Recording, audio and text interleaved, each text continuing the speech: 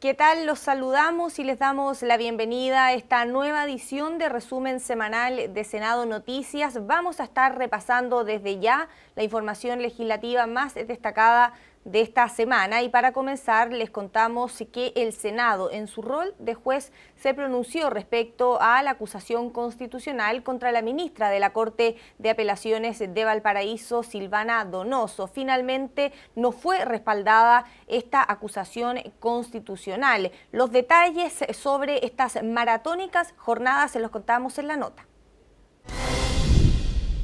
Quizás se trate de uno de los episodios más complejos en su carrera profesional, la acusación constitucional que enfrentó primero en la Cámara de Diputados y luego en la Sala del Senado. Que estoy tranquila y estoy tremendamente agradecida de la labor del Senado, con independencia de los votos que se hayan emitido, la seriedad de los argumentos de los honorables senadores me impactó. Así llegaba al Pleno de la Cámara Alta para ubicarse en un banquillo poco habitual, la de acusada por notable abandono de deberes, la magistrada Silvana Donoso Ocampo, ministra de la Corte de Apelaciones de Valparaíso, y que en 2016 presidió la comisión que otorgó libertad condicional a 788 internos, entre ellos Hugo Bustamante, imputado por el crimen de Ámbar Cornejo. Lo que existió fue un problema de personas, de nombres propios, de negligencia deliberada, de falta a la verdad. Se omitieron de forma deliberada y consciente la totalidad de los informes negativos, la totalidad. 528, solo el primer semestre. Más de 109 delincuentes de alta peligrosidad, violadores, abusadores sexuales, femicidas. El libelo fue impulsado por 14 diputados y durante la mañana del miércoles se efectuaron la relación y los argumentos ante los senadores. La defensa, por su parte, replicó que en los hechos que se le imputan hace 4 años, la jueza actuó conforme a la ley vigente en ese entonces, la cual no consideraba el informe psicosocial como requisito vinculante. No existía un deber de considerar un informe que ni siquiera constaba en la ley. No hay abandono.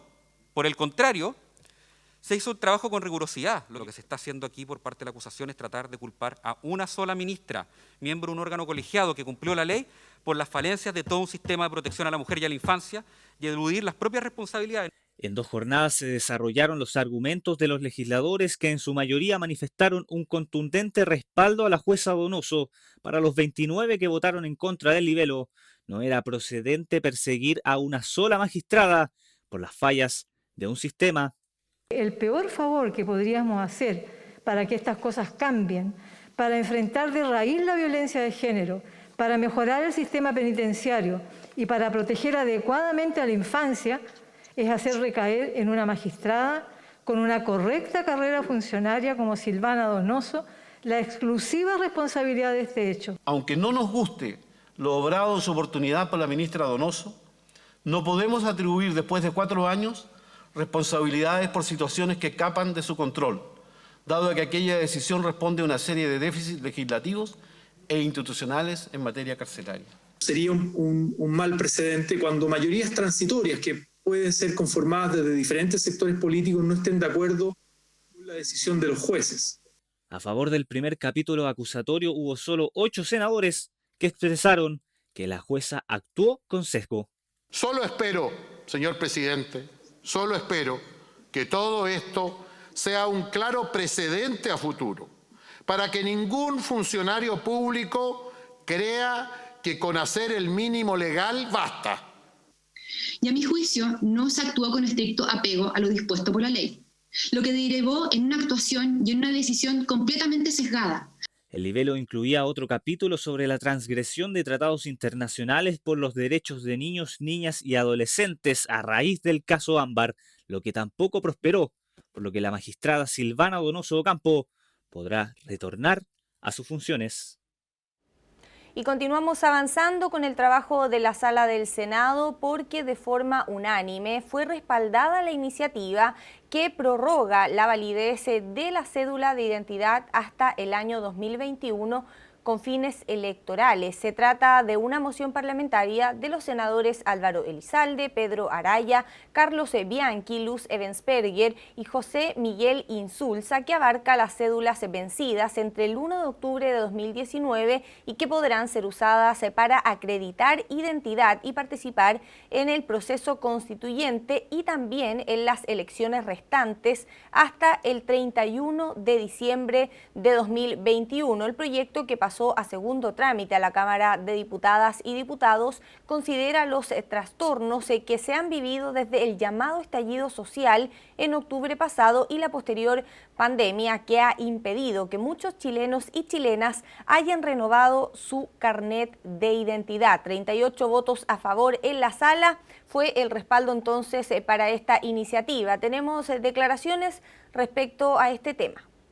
Hizo presente que desde el 18 de octubre del 2019 es probable que muchas personas, especialmente los mayores de 65 años, no hayan renovado la cédula de identidad o pasaporte por razones ajenas a su voluntad, lo que eventualmente podría impedirles votar. ¿Por qué hasta diciembre de 2021 y particularmente hasta el 31 de diciembre? Porque el último evento electoral posible el próximo año, de acuerdo al calendario, es la segunda vuelta presidencial que se realiza a mediados de diciembre.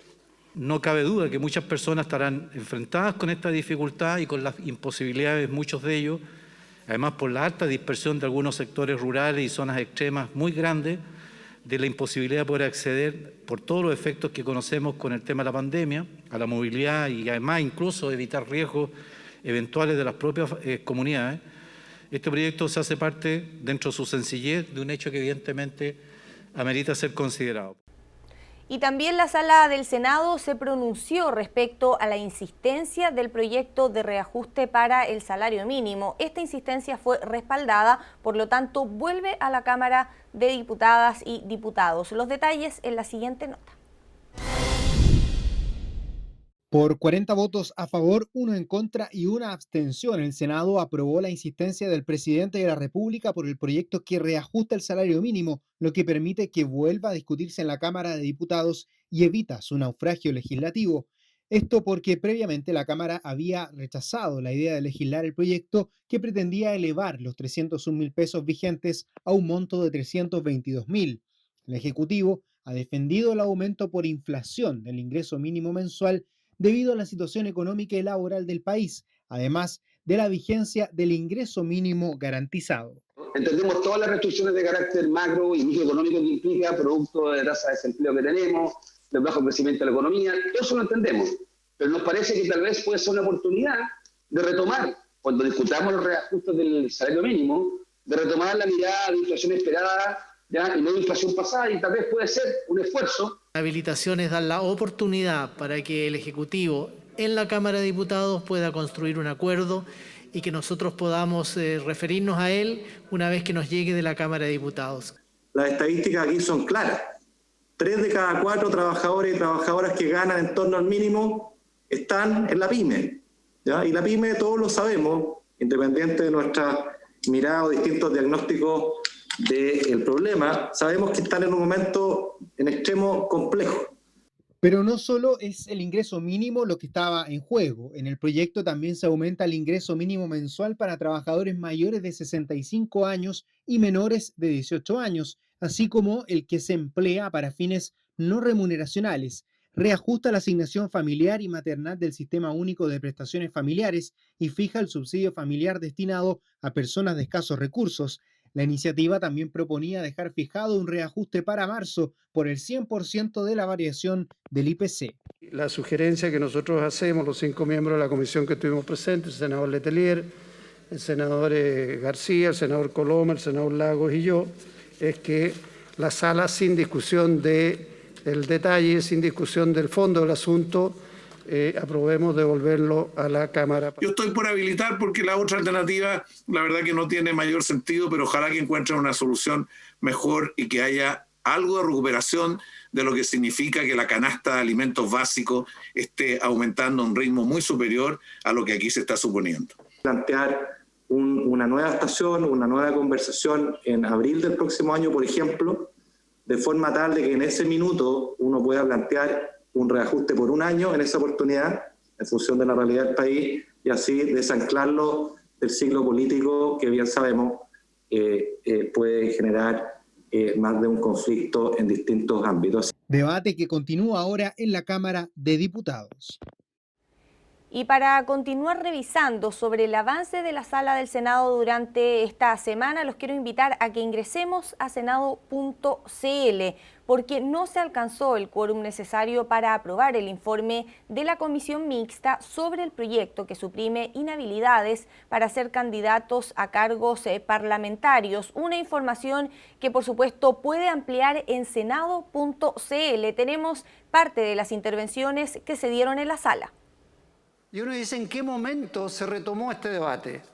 ¿En qué momento aparecen otras autoridades que no estaban incluidas en la moción en la posibilidad de levantarle las inhabilidades?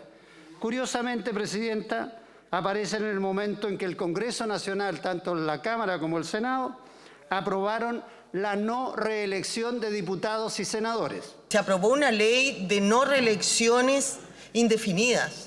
Tú dejas y ya no puedes ir más a una reelección, pero si tu profesión, si tú has elegido ser político, hay gente que lleva muchos años y me parece bien, es lo que les gusta hacer. ¿Por qué lo vas a jubilar anticipadamente si esa persona todavía puede seguir sirviendo a la ciudadanía? Es la ciudadanía la que tiene que elegir si quiere que siga o no, y no nosotros. Y ahora avanzamos con las informaciones del trabajo de comisiones, porque el proyecto de garantías de la niñez continúa avanzando en la Comisión de Infancia. ¿En qué va esta iniciativa? Lo vemos en la siguiente nota. ¿Hasta dónde o cómo se establece de la mejor forma el rol de los padres en las libertades o derechos que poseen sus hijos, por ejemplo, para relacionarse? Una interrogante que en la Comisión Especial de Infancia y Adolescencia volvió a la palestra con el debate y votación del proyecto sobre garantías de la niñez. El derecho preferente de los padres a educar a sus hijos convergiendo con la autonomía progresiva de los niños, niñas y adolescentes, si bien aparece en los principios del texto, su acento específico y reiterado en el cuerpo de la ley no dejó a todos conformes. Yo sé que se va a plantear de que el derecho y deber preferente de los padres a educar a sus hijos está en el artículo 8, ilumina toda la ley. Sin embargo, yo creo que es relevante, especialmente en este artículo y en otros, que efectivamente este equilibrio se exprese también en la ley, o sea, de que acá los padres tienen una labor que cumplir respecto a la guía de los niños en la participación, niños, niñas y adolescentes, en la participación de todo tipo de actividades. Y si bien se pidió hacer la diferencia entre menores en riesgo y quienes tienen un hogar protegido y bien conformado, la necesidad de equilibrar la normativa también afloró en la discusión parlamentaria. En el mundo civilizado, el Estado, si yo puedo, no tiene por qué meterse con mi niño de 10, 12, 14, 15 años. Si yo quiero educarlo y lo estoy buscando en el beneficio, a no ser que haga algo malo contra él. No es lo mismo el tratamiento que tiene una persona que un niño que no tiene esa suerte, que son muchos, y que están absolutamente vulnerables y que ahí tiene que entrar el Estado. Pero aquí nos estamos metiendo a la casa de todas las familias chilenas. Pero hay también un derecho del niño y eso ocurre en la vida. Entonces yo creo que el hecho de que haya dos derechos, dos garantías, dos principios, no significa que uno desaparece frente al otro, sino que tienen que, en la vida misma, en la historia misma, los niños ir conjugándose. Por eso, entre la protección de los menores y la prerrogativa de los padres, el senador Jaime Quintana, por ejemplo, recordó otros debates recientes, como el de trabajo juvenil o el Código Penal aplicable a menores de edad. Estamos dando una señal de que los niños pueden trabajar entre los 15 y los 18 años, y no se pregunta nada a los padres. Entonces, bueno, si los niños pueden trabajar en Chile entre los 15 y los 18 años, si los niños tienen responsabilidad penal juvenil desde mucho antes, bueno, ¿cómo no va a tener derecho a asociarse libremente? Ese mismo niño que puede trabajar y responder penalmente, derecho a asociarse libremente con otras personas con fines sociales. Los fines no son menores los que están explicitados acá, sociales. Que no es el mismo niño. Las recientes votaciones se definieron por un estrecho margen de 3-2, incluidas las relacionadas con la privacidad de los menores de edad y el constante avance en la tecnología frente al rol de los padres y el Estado. No somos los padres los que creamos las condiciones para, y por tanto, no somos los padres los que tenemos que tener un diálogo permanente con nuestro hijo para educarlo, para hablar con él, para saber lo que está sintiendo, y de ser necesario para cortar el internet. Yo creo que, y para eso no se necesita ninguna ley. Entonces, creo que de repente le pedimos a la ley que haga lo que los padres no están haciendo.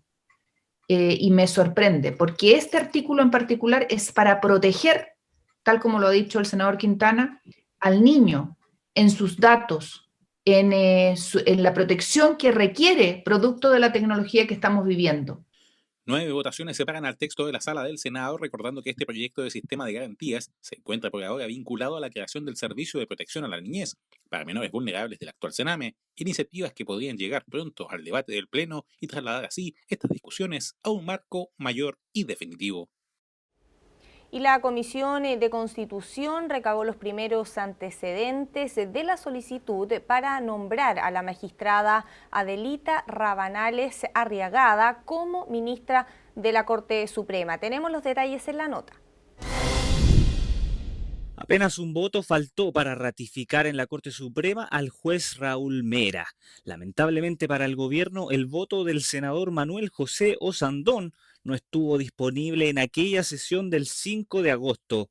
Luego de más de un mes de dicho episodio, el Ejecutivo tiene ahora un nuevo nombre para el máximo tribunal, el de la actual ministra de la Corte de Apelaciones de Santiago, Adelita Rabanales Arriagada. Su trayectoria judicial, su compromiso con la ética y su conducta intachable la hacen merecedora con creces de ese nombramiento.